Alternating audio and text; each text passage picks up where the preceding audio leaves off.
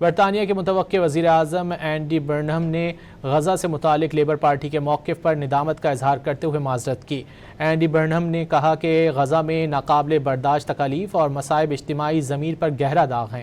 یہ بات کسی طور بھی قابل قبول نہیں ہے کہ بچوں سمیت بے گناہ فلسطینی مسلسل مارے جا رہے ہیں۔ انہوں نے اسرائیل پر سخت پابندیوں کا مطالبہ کر دیا۔ Saying the unbearable suffering in Gaza is a scar on our collective conscience.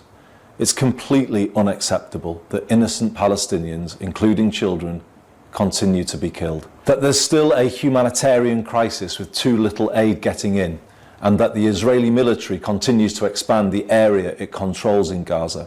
We've got to do more to put pressure on the Israeli government. Saying the unbearable suffering in Gaza is a scar on our collective conscience.